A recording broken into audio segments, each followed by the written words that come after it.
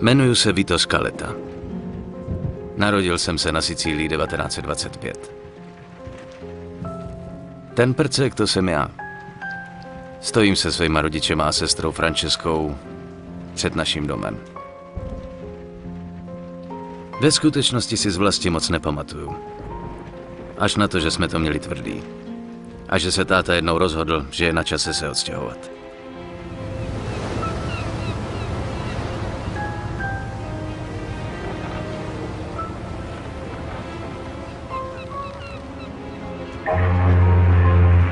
Pryč ze Sicílie. Přes moře. Začít nový život. V Americe.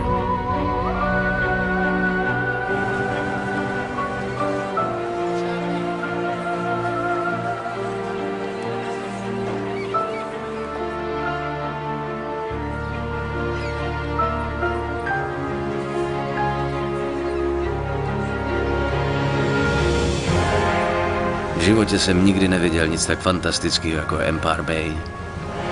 Byla to krása.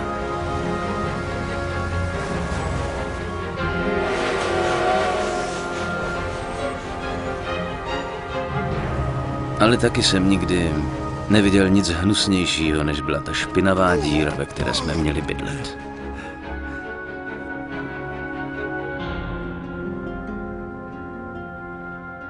Americký sen.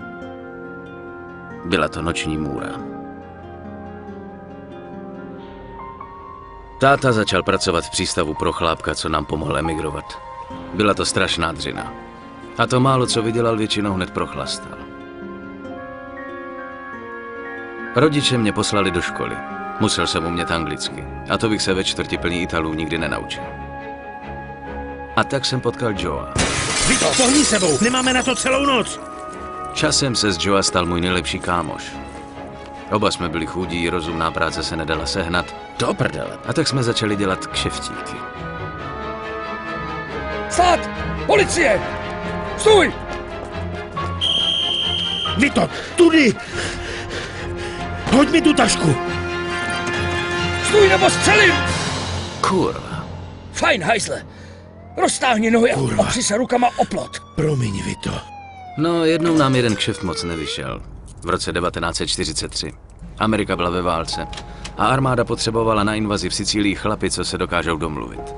Bylo mi 18, tak proč se nevrátit domů? Nechtělo se mi do lochů.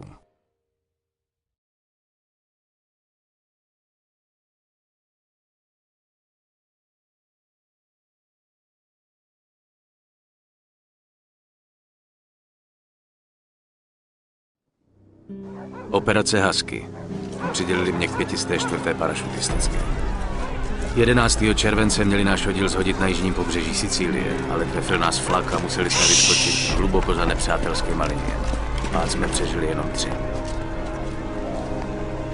Nebejt místních partizánů, bylo by po nás. A tak když do města přišli Mussoliniho vojáci a začali zatýkat místní, rozhodli jsme se jim pomoct odplatit.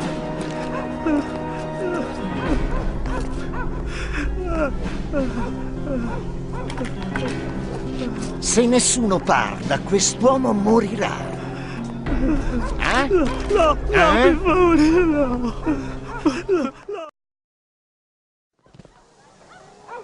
Fajn, Scaleto! Allora, tra... Musíme vyčistit život, volný dole! Ustupuju! Přesunem se! Ke mně! Do prdele!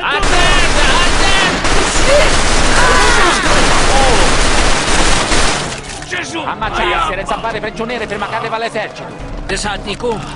Hlavníka, že jsem další vojáci. Super, fajn. Ty a Williams sundejte ten kulomet. Pak najdeme vězně. Potřebujeme každýho, kdo udrží bouchač. Tudy to nepůjde. Asi jsme našli kulomet. Bacha! Máš granát, Scaleto! Teď by byla fakt kurva vhodná doba ho použít. A to za ovo... O, kurva!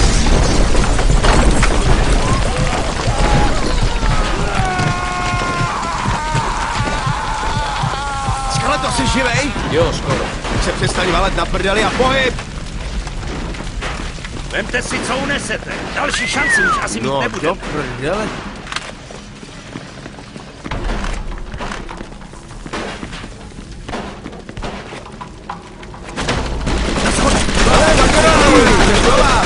Bez urážky. Vězně musí mít nahoře. Vyčistíme druhý patro. Skeleto, jdeš první. Uccidete gli Jsem hned za tebou. ostaggi! Ještě furt je to sranda. Mám ho.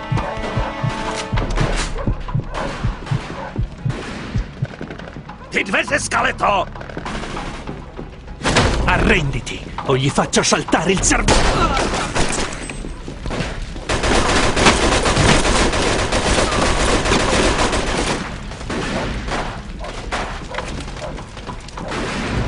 No, tak asi budeme muset tudy. Jdem na to. Zmizel. Kolik to je? Koho to kurva zajímá? Co jsi tam dělal? Hej, víc střílej, mintěce.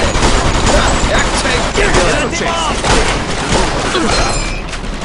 Na tomhle balkóně to nepůjde. Vole, vrátíme se do mě. Kurva! Ale stopnic, tady chcípneme. Hoďte tam někdo granát.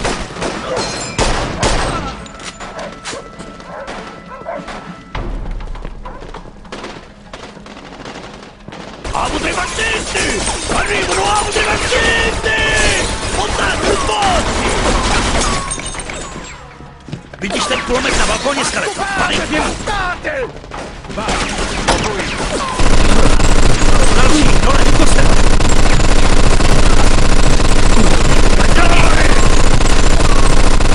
Ten na nákladě!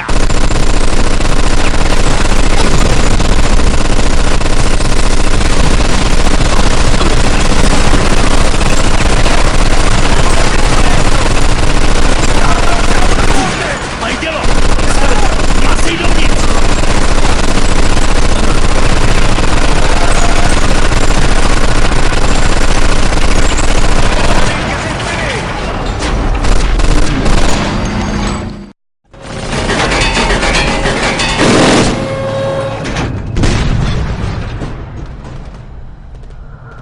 Ammazzare tutti che di cacciuano. Cosa state parlando? Dicevo al mio amico di stare attento. Fregatene di fare attenzione, fai ciò che ti è stato detto!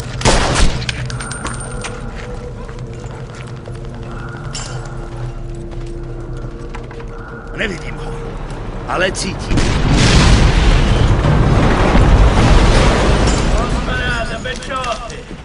Ma che diavolo sta dicendo? Chi si crede di essere? Credi davvero, Don Calò? Cacetto, un congeco quando samaritano mi cucina. Ma chi è quello? Lo conoscete? Lo conoscono tutti. Don Calò è un uomo d'onore. È uno stupido trucco degli americani, non ditemi che gli credete! No, è davvero Don Calò. Ogni tanto dovresti ascoltare i consigli di noiazzi del posto. Ci rendiamo? Sapete che potete fidarvi di me. Che ne dite, eh? Don Calo, hlava Sicília. Tenkrát se vzdala celá vojenská posádka. Dice per voi. Proč? Protože jim to řekl.